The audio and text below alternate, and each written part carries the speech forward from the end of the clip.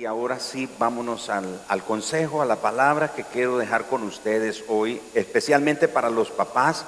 Y aunque usted no sea un papá, no significa que no la deba de recibir. Debe recibirla porque en algún momento usted será parte de una familia.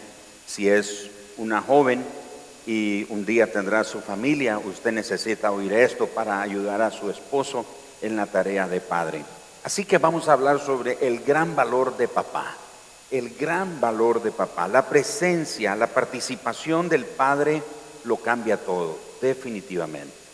La presencia de un padre en un hogar lo cambia todo. Los hijos, los niños definitivamente necesitan a su padre. A mí me duele cuando oigo madres que dicen, mi hijo no necesita un padre. Usted no tiene idea de lo equivocado que está cuando dice algo como eso. Tanto como equivocado es que un hombre diga que un hijo no necesita a su madre. Es un error. Todo hijo necesita a sus padres, a ambos padres. Pero en cuanto a la paternidad, Dios la diseñó de esa manera. El hijo necesita, los hijos necesitan a papá. Y lo necesitan porque el padre inspira seguridad en el hogar.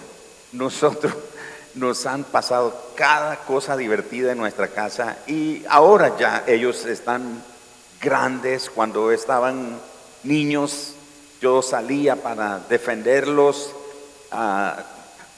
de animales raros en la casa como cucarachas y ratones y arañas y esas cosas. Gritaban papá y ahí, o mi esposa, vaya, mate ese animal, etcétera. El otro día llegamos a casa y Keren abre la puerta de su habitación y en cuanto ella abre nota algo que ha cambiado. Cierra la puerta y dice, papá, hay algo en mi cuarto. Y entro yo y en verdad el cielo falso de la casa estaba roto y suponíamos que era un garrobo que había andado por ahí, lo habíamos visto y pensábamos que era un garrobo. Y ella dice, debe ser el garrobo. Resultó ser un gato que había estado ahí. Pero es interesante, me dejaron solo a mí con el gato. Todos estaban allá en la puerta, ya lo agarró, ¿cómo va? Y gritaban y yo peleando con el gato ahí en el cuarto. Ahora ellos ya están más grandes y a veces yo ya no me levanto con tanto intensidad o con tanta velocidad como para ir y hacerlo, porque ellos lo pueden hacer. Y yo a veces les digo, ¿cómo van a hacer cuando tengan su familia? Ustedes son los que van a tener que defender la familia. Pero un padre, la presencia de un padre le inspira a un hijo seguridad. Por eso siempre he dicho a los padres, luchen, peleen correctamente por su hogar, por su familia. Porque cuando un padre se va, y puede ser que un padre falta porque el Señor lo mandó a llamar a su presencia, y eso es muy diferente. Pero estoy hablando del padre que falta porque se va sencillamente porque tiene otra relación, porque piensa que ya no hay esperanza para su matrimonio y que lo mejor es irse. ¿Qué pasa con un hogar cuando el padre se va? Es como si a este edificio caváramos donde están sus columnas y quitáramos el cimiento de él, el edificio se viene al suelo. Un hogar que no tiene a un papá presente física y emocionalmente es un hogar que va a sucumbir en cualquier momento. Así que padre, usted necesita estar presente. Tal vez como padre yo podría estar presente en el hogar, pero tenemos que hacernos esta pregunta: ¿cuál es mi grado de participación en el hogar? ¿Cuál es mi grado de involucramiento en la familia? ¿Soy un padre comprometido o nada más soy un padre observador de lo que está sucediendo en la familia? La mayoría de los padres nos identificamos con el hecho de que llegamos exhaustos a casa o que sencillamente no estamos presentes en la familia. Incluso aunque estemos en la casa, ahí en el hogar, pero muchos padres estamos ausentes emocionalmente, no nos involucramos. Ayer en nuestro grupo Grupo Conexión de Matrimonio, estábamos hablando precisamente algunos aspectos sobre eso, de los padres. Y alguien mencionó que estaba recientemente en una reunión de padres de sus hijas. Y alguien propuso, celebremos el Día del Padre. Y la mayoría de gente no estuvo de acuerdo. Y él dice, pero ¿por qué no quieren celebrar el Día del Padre? Y dice él, pero volteé hacia la multitud o la concurrencia y solo habíamos 3 padres en una reunión de padres de familia. La mayoría son mujeres. Las mujeres, las madres son las que llegan, y eso me consta, porque cuando yo iba a las reuniones de padres de familia, yo era uno de esos pocos que llegábamos a las reuniones de padres, porque la mayoría de padres piensan que esas son cosas para las que la esposa se debe de ocupar, y ese es un error. Un pastor dijo, cuando papá es pasivo, el hogar muere. Cuando papá es pasivo o ausente, el hogar muere. Así que trabajar para vivir y cuidar de una familia es difícil, pero esa no debe ser una excusa solamente para ser un padre que observa, un observador de lo que está sucediendo. Nosotros los padres debemos de participar en nuestro hogar, debemos involucrarnos en el hogar, debemos estar comprometidos en el hogar. Y en esto surge esta pregunta, ¿por qué es tan importante que un papá esté comprometido en el hogar, en la crianza de los hijos? El doctor del Ministerio para Hombres, Edwin Louis Cole, decía que muchos hombres cometemos el error de darle a nuestros hijos a otros para que los críen. Dice, queremos que ellos sean educados, los mandamos a la escuela. Queremos que ellos disciplinen en un ejercicio, valga la redundancia, en una disciplina, los mandamos con un entrenador. Queremos que esté ocupado, lo mandamos con una niñera o con un guardián, etcétera. Y él decía, y muy pocos padres estamos involucrados, comprometidos por nuestros hijos. Es más, él decía, queremos que nuestros hijos crezcan espiritualmente y los mandamos a la iglesia. Y no faltan los padres que a veces van a la iglesia y le dicen al pastor o a los líderes, mire, aquí le traigo a mi hijo, no sé qué hacer, mire usted qué hace con él. Pero si usted como papá no sabe qué hacer con él, ¿qué vamos a hacer nosotros? Porque, como dije el domingo pasado, la fe nace en el hogar. Todo comienza en el hogar. Si en el hogar no hay instrucción, si en el hogar no hay formación, lo que hagan los maestros en la escuela pública o privada, o lo que hagan los líderes en las iglesias, no va a tener mucho resultado. Lo que necesitamos es que en casa los padres estemos comprometidos para que cuando lleguen a la escuela o vayan a la iglesia, lo que reciban ahí sea un complemento. Pero un señor que estaba ahí en la mesa, un señor mayor, dijo algo interesante, que de hecho lo anoté en mi teléfono y dije, voy a preparar algo sobre, estudiar algo y preparar algo a la iglesia sobre eso. Él dijo a la niña, todo eso que está haciendo es mala crianza. Yo dije, tiene toda la razón, mala crianza. Y mala crianza es, diríamos, como 2 palabras compuestas o 2 palabras que se unen.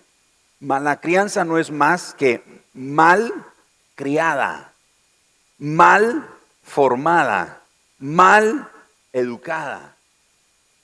Y dice Pablo, críenlos según la disciplina y la instrucción del Señor. Así que, además de no provocarles ira, este versículo dice que nosotros debemos de guiar a nuestros hijos a diario. Debemos de guiarlos en la fe, debemos de guiarlos en la vida, en los valores, en los principios. Especialmente debemos hacerlo a través de nuestra participación y nuestra presencia en el hogar. Debemos de participar, debemos involucrarnos. A veces habemos padres que ni queremos disciplinar a nuestros hijos. Y un error pensar que, no, yo no quiero disciplinar a mi hijo porque pobrecito, a mí me disciplinaron y yo no quiero que mi hijo aguante disciplina. Y es antibíblico, porque la Biblia dice en el libro de Proverbios que la vara librará el alma de nuestro hijo del error o del infierno. Entonces hay que usar la vara. Un padre es una imagen de autoridad divina. Un padre terrenal nos pinta un cuadro de cómo es nuestro Padre celestial. Así que la función de papá va más allá de solo proveer para la familia, va más allá de ser uno que protege la familia, debe de participar en el hogar. El padre representa la autoridad a establecer y reforzar los límites. Es el hombre fuerte en el hogar. La presencia y la participación de papá en la casa provee también un modelo que los hijos van a seguir. Es un modelo que los hijos van a seguir. Nuestros hijos ven todo lo que nosotros hacemos. Nuestros hijos escuchan todo lo que nosotros decimos. Así que la tendencia de nuestros hijos es repetir lo que ven y repetir lo que escuchan. Hace muchos años, en los inicios de esta iglesia, tuvimos un caso que nos puso, así como dicen, los pelos de punta del asombro, del susto. Había un niño que él golpeó a una niña en el salón de clase. La golpeó, la empujó así en la pared. Y la niña se lastimó. Entonces los encargados de los niños hablaron con él y le están instruyendo, ¿no? Esas cosas no se hacen, los niños no golpean a las niñas, etcétera, etcétera. Y están en eso. Y este niño sale con una respuesta que dejó alarmado a todo el mundo. Y él dijo, pero es que mi papá le pega a mi mamá.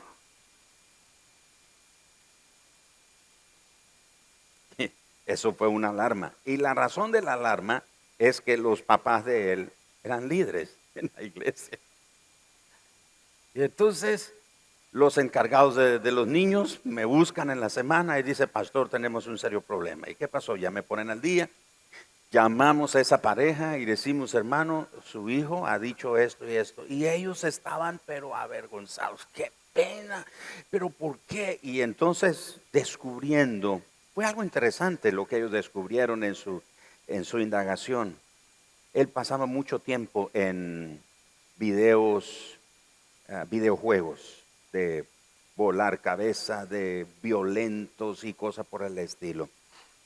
Que por cierto, es un error que muchas veces para evitar que nuestros hijos no nos estorben ni nos incomoden, los ponemos a ver televisión, que estén con el internet, le damos un dispositivo porque lo que queremos es que no nos molesten. Vaya ahí, vaya a ver para allá. Y ni siquiera supervisamos lo que ellos están viendo.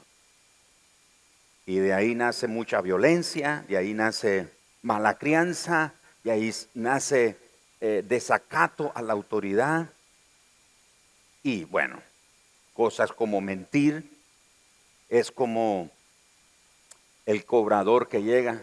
Yo soy de la época cuando llegaba el cortero a la casa toda la semana. ¿Cuántos son de esa época? Pues solo yo. Llegaba el cortero y no faltaba el papá, la mamá que decía al niño, dígale que no estoy. Y el niño salía y decía, dice mi mamá o dice mi papá que no está. Enseñando al niño a mentir. Y cuando el niño se volvió un mentiroso, ¿dónde aprendiste? Dime, muchacho malcriado, ¿dónde aprendió a mentir si yo nunca le enseñaba a mentir? De nuevo, somos un modelo para ellos. Ellos hacen y dicen lo que nos ven a nosotros hacer y decir. Ahora, ¿no resulta interesante ver lo mucho que nosotros aprendemos al observar a nuestros padres a través de los años? Uno ni cuenta se da, pero los hijos nos están observando. Ellos están viéndonos, están tratando de imitar el modelo que nosotros estamos mostrando. Veamos algunos ejemplos de cómo un papá terrenal puede pintar un cuadro de nuestro Padre Celestial. El escritor Norman Wright, quien es un destacado escritor y orador a la familia y el matrimonio, él explica las diversas maneras en las que un padre terrenal podría pintar a nuestro Padre Celestial. Él dice, si tu padre fuera un hombre agresivo que es desconsiderado contigo o te usa y abusa de ti, verás a Dios de la misma manera. Es probable que te sientas poca cosa o útil a los ojos de Dios y quizás creas que mereces que los demás se aprovechen de ti. Si tu padre fuera como un sargento que demanda más y más de ti sin expresar aprobación alguna o que estalla con ira y no tolera ningún error, es posible que veas a Dios de esa misma manera. Si tu padre fuera un enclenque y tú no pudieras depender de él para que te ayudara o te defendiera, tu imagen de Dios sería la de alguien que no tiene suficiente poder.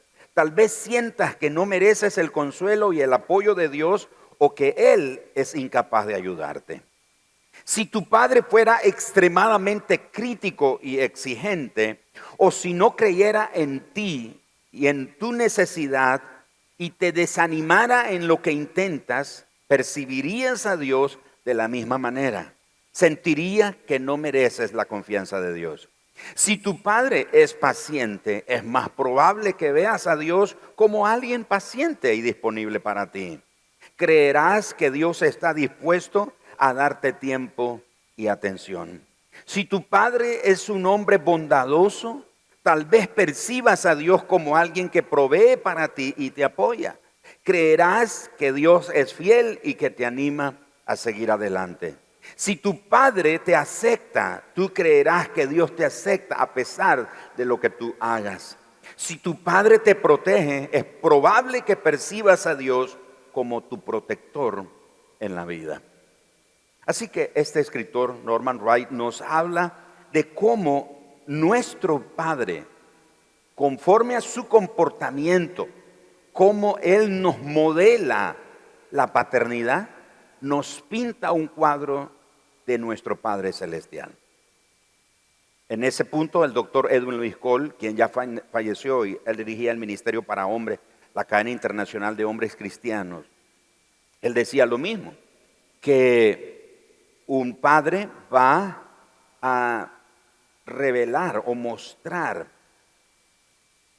lo que es nuestro Padre Celestial. Y él decía, hay gente que su padre lo abandonó y cuando llegan a la iglesia y escuchan que Dios es nuestro Padre Celestial, para ellos es difícil aceptar ese cuadro.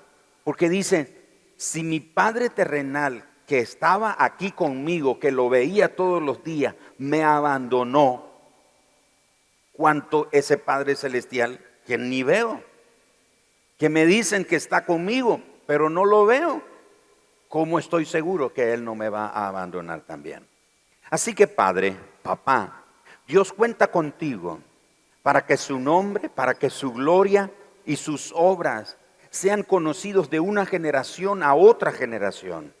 Y parte del rol de un padre es ser proveedor, sustentador, protector, ser ejemplo, etc. Pero el rol más principal de un padre es exactamente mostrarle a sus hijos y a sus descendientes cómo conocer a Dios, cómo desarrollar una vida de comunión con Dios. Los padres tenemos esa tarea de modelarle a nuestros hijos. Y miren, usted y yo podríamos ser excelentes proveedores para nuestros hijos, pero si no les estamos modelando a nuestros hijos una vida de comunión con Dios, no esperemos que ellos un día conozcan a Dios. No esperemos que ellos amen a Dios si nosotros no les hemos modelado una vida de comunión con Dios. Porque precisamente no podemos dar algo que no tenemos. No podemos llevar a otros a un lugar que nosotros no hemos ido.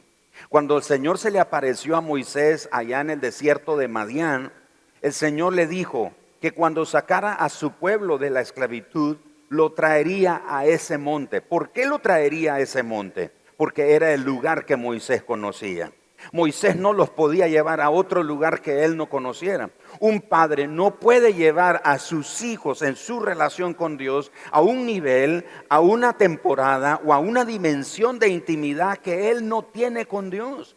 No puede llevar a sus hijos a una vida de oración que él no tiene. Él no puede llevar a una vida de revelación en la palabra de Dios que él no tiene. ¿Me estoy explicando? Entonces no podemos dar lo que no tenemos. No podemos llevar a otros donde nosotros no hemos llegado. Necesitamos estar ahí.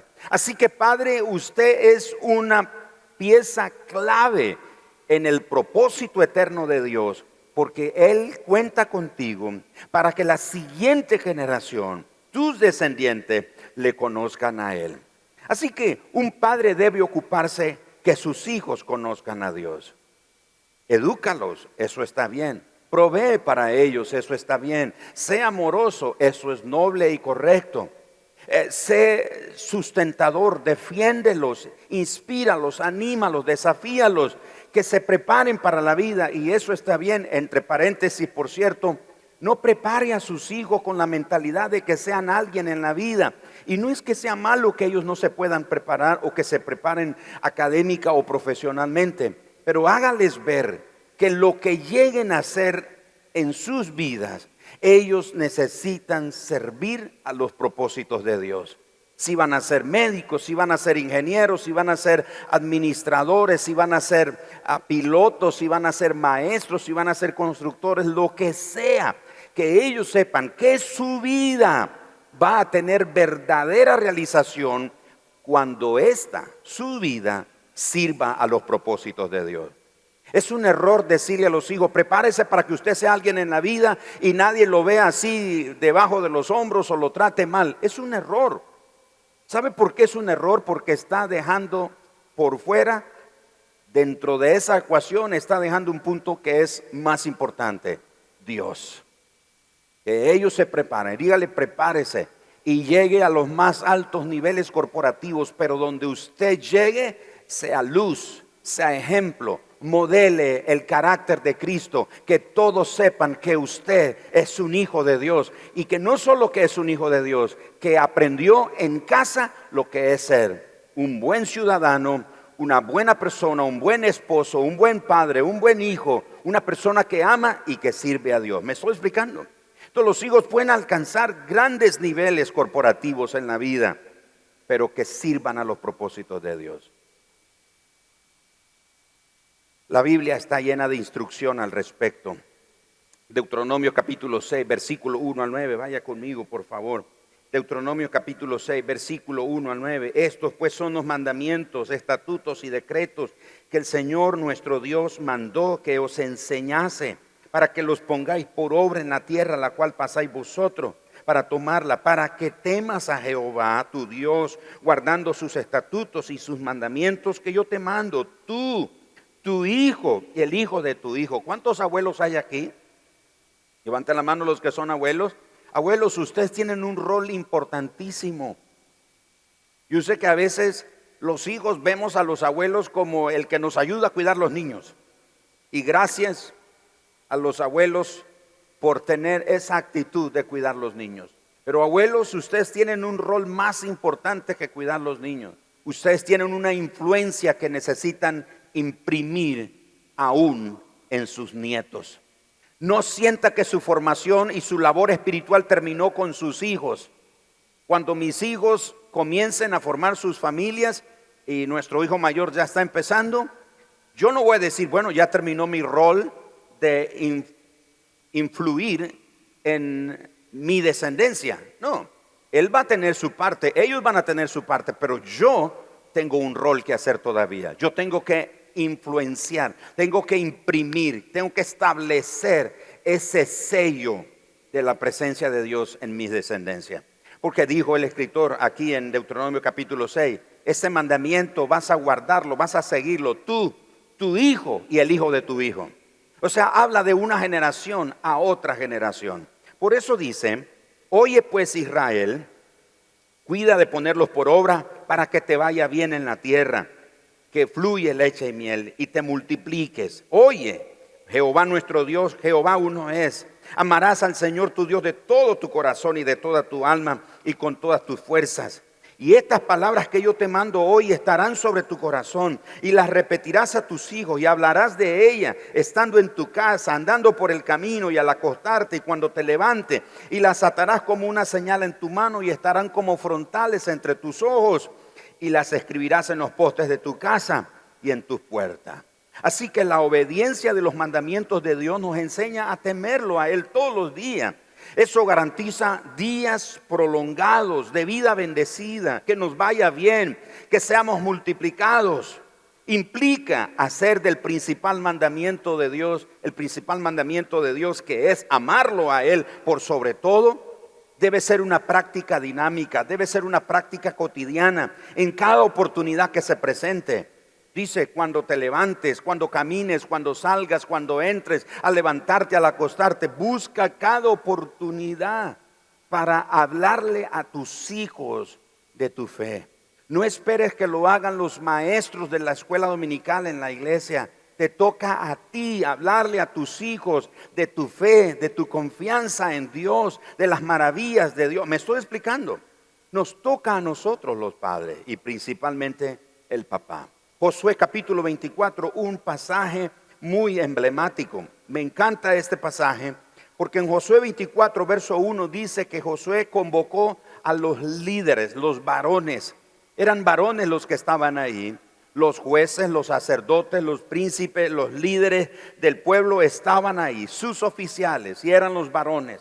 Y ahí en el versículo 14, Josué les dice: teman al Señor, sírvanle con integridad y en verdad. Quiten entre vosotros los dioses, los cuales sirvieron vuestros padres al otro lado del río. Verso 15, si mal os parece servir a Jehová, escojan hoy a quien sirváis. Si a los dioses a quienes sirvieron vuestros padres cuando estuvieron al otro lado del río, o a los dioses de los amorreos en cuya tierra habitáis. Y Josué dijo: pero yo y mi casa serviremos a Jehová. En el pueblo entonces le dijo que no suceda eso nunca, que dejemos nosotros de servir al Señor por seguir a otros dioses, porque el Señor nuestro Dios es el que nos sacó a nosotros y a nuestros padres de la tierra de Egipto, de la casa de servidumbre. Verso 18, el Señor arrojó de delante de nosotros a todos los pueblos de esta tierra. Verso 19, entonces Josué le dijo al pueblo: no van a poder servir al Señor porque Él es santo, Él es Dios celoso, no va a sufrir vuestras rebeliones y vuestros pecados. Y continúa ese versículo o esos versículos describiendo Josué la razón por la que Dios o ellos no podrían servir a Dios como lo tenían en su corazón la intención. Por eso llega el versículo 21. El pueblo entonces dijo a Josué: no, sino que a Jehová serviremos.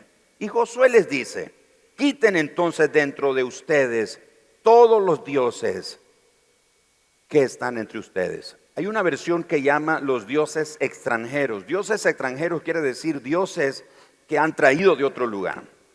Ahora es interesante que Jesús dijo que no podemos servir a dos señores, porque se amará a uno o se aborrecerá al otro. Y como padres tenemos que quitar los dioses ajenos que nuestros antepasados sirvieron. Un padre tiene que decidir que él y su descendencia le van a servir por completo y en verdad a Dios. Tiene que renunciar a cualquier otro Dios que ha figurado en la familia de la cual él viene. Y usted dice: bueno, pero yo no tengo Dios, solamente Dios es mi Dios. Pero es interesante que Josué le dijo al pueblo de Israel: ustedes tienen dioses. Aunque seguían a Dios, pero todos tenían sus propios dioses. Y digo, quiten de sus corazones los dioses. Padres, asegurémonos que el trabajo no se convierta en nuestro Dios, que el afán no se convierta en nuestro Dios. Asegurémonos de que la posición social, el dinero, la fama, el poder, cualquier otra cosa se convierta en un Dios que sin darnos cuenta nuestros hijos terminen adorando a ese Dios. Vamos a cuidar nuestro corazón. Como dijo Josué, yo y mi casa vamos a servir al Señor. Muchos hombres dicen: bueno, yo no puedo ser un buen padre porque no tuve un modelo a quien imitar. Mi papá me abandonó, mi papá nunca estaba en casa, o mi papá era violento, mi papá le pegaba a mi mamá, mi papá era agresivo, era abusivo, etcétera, etcétera. Puede ser todas esas cosas. Y a veces uno, sin darse cuenta, está replicando lo que vimos, porque los hijos hacen y dicen lo que ven hacer a sus padres. Y sin darnos cuenta, algunas veces nosotros estamos replicando lo mismo que fueron nuestros padres. Nos estamos comportando de la misma manera con nuestros padres, en tiempos diferentes, en formas diferentes, pero Él es el mismo espíritu. Así que hacemos, tenemos que hacer como Josué, pararnos y tomar una decisión. Y la decisión es que a partir de mi persona, todos los que vienen después de mí no van a seguir esa tradición.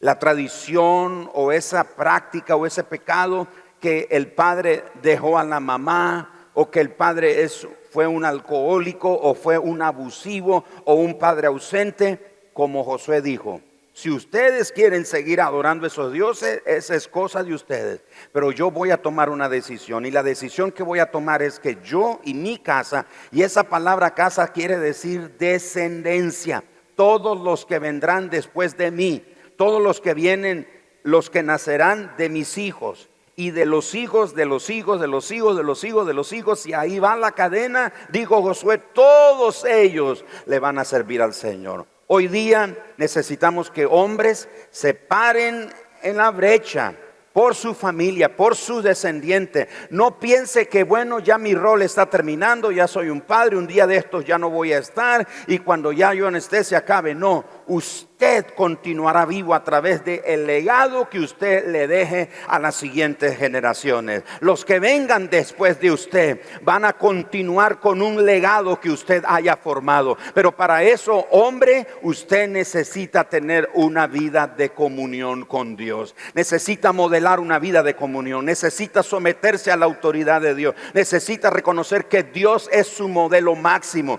Puede ser que a usted y a mí nos falló nuestro padre. Mi padre biológico yo no lo conozco. Mi padre biológico dejó a mi mamá cuando ella estaba embarazada de mí. Yo tenía 6 meses en el vientre de mi mamá, y él dejó a mi mamá. Yo podría seguir siendo un hombre como él y repitiendo ese ciclo, y que mis hijos continúen repitiendo ese ciclo. Pero tomé una decisión el día que Cristo vino a mi vida. No seré como mis antepasados. No voy a seguir el mismo ejemplo de ellos. No porque yo sea mejor, no porque yo tengo más fuerza de voluntad que ellos. Es porque conozco un Padre excelente, un Padre bueno, un Padre ejemplar, y ese es Dios, mi Padre celestial. Y Él me enseña cómo puedo modelar esa paternidad para que mis generaciones lo conozcan a Él. Así que, padres, no se dé por vencido. Levántese en el nombre del Señor y pelee por su familia, pelee por sus descendientes, porque sus descendientes necesitan conocer a Dios. Finalmente, Jueces capítulo 2, versículos 7 al verso 19.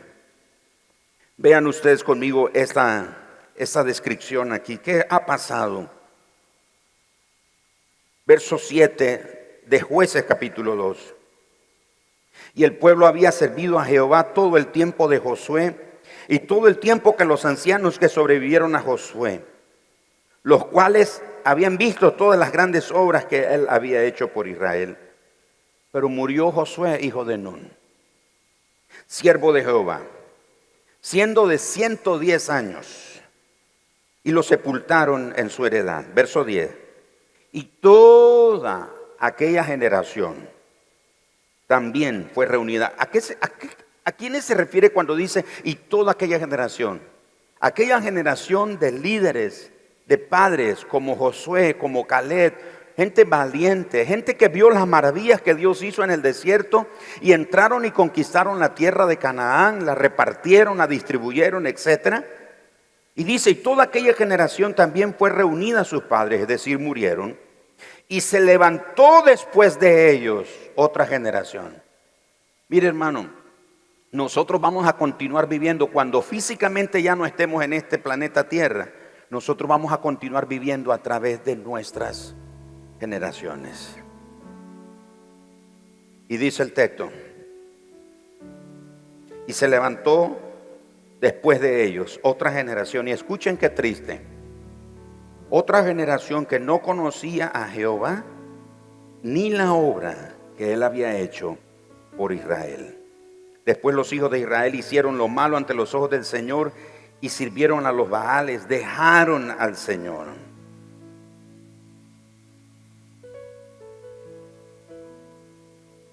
Se levantó otra generación. ¿Quién nos garantiza? Qué lindos los niños que vinieron aquí, ¿verdad? Nos cantaron y lindo, por cierto, hasta con camiseta. Qué bonito, muy lindo. Pero ¿quién nos garantiza que esos niños van a seguir amando a Dios después cuando usted ya no esté aquí en esta tierra?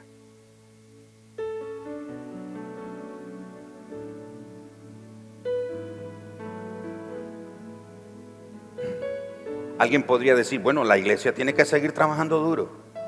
No, no es la iglesia, es cada padre. Eso que usted ha inculcado en sus niños, porque ahorita ellos están niños, uno los trae a la iglesia y varios de ustedes van a estar de acuerdo conmigo. Los míos a veces se rebelan. Tratan de probar hasta dónde uno llega. No voy a ir. Bueno, en 5 minutos salimos. Cuando eran niños uno los traía. Y si no quería uno lo cargaba y vámonos. Pero ¿cómo carga un adolescente, un jovencito de 15, 17 años, 18 años? Imagínese hermano Orlando cargando a Meli. Vamos a la iglesia. Va a llegar el momento cuando nuestros hijos van a conocer el mundo, van a ir a la universidad y van a oír cosas que en casa nosotros nunca les hablamos. Y van a oír cosas de drogas, de pornografía, de sexo, de alcohol,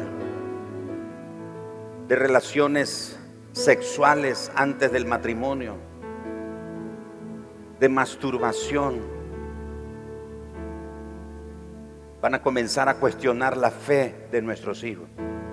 Los van a comenzar a burlar, los van a comenzar a marcar, a señalar y señalarlos y apartarlos porque son los raros ahí en el salón de clase.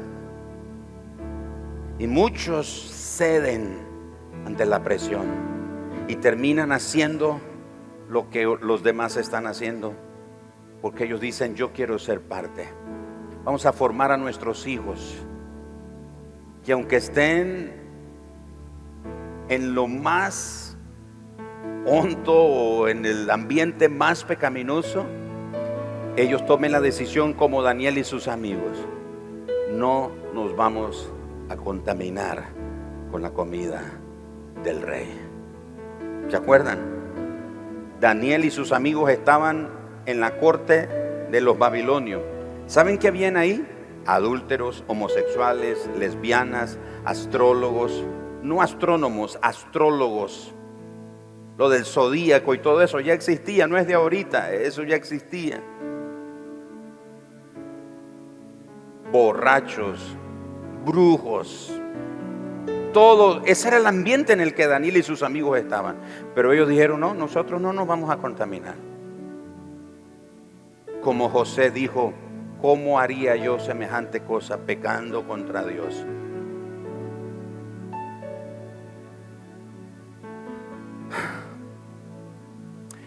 Papás, Dios está contando con nosotros para eso. Nos toca a nosotros. Nos toca a nosotros. Y tenemos que reconocer que más ese trabajo, ¿saben quién lo ha hecho? Las mamás. Ellas oran con los hijos, ellas oran por los hijos, ellas les leen la Biblia. Y está bien eso. No digo que no lo puedan hacer, solo que nosotros como padres estamos ausentes de eso.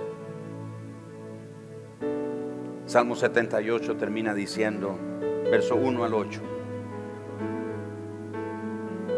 enseñan esta cosa a sus hijos y a los que están por nacer, a los que vendrán algún día, dice Salmo 78, para que pongan en Dios su confianza para que no se olviden de las obras milagrosas de Dios, para que guarden sus mandamientos y no sean como sus antepasados, que fueron duros de corazón.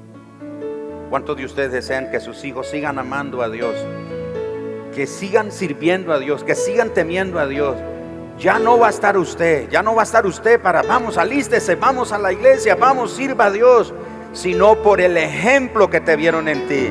Tú no sabes cómo marcas a tus hijos cuando eres desganado espiritualmente, cuando pierdes la pasión por orar y buscar a Dios, por leer la palabra, por ir a la iglesia, por asistir a la iglesia, por servir a otros, por servir en la obra de Dios. Tus hijos lo están viendo y ellos son un reflejo de lo que tú eres. Pero qué poderoso es saber que se puede levantar una generación, otra generación que va a seguir amando a Dios, yo tengo la esperanza, yo tengo la convicción en mi corazón que esta casa será todavía más grande de lo que es hasta hoy.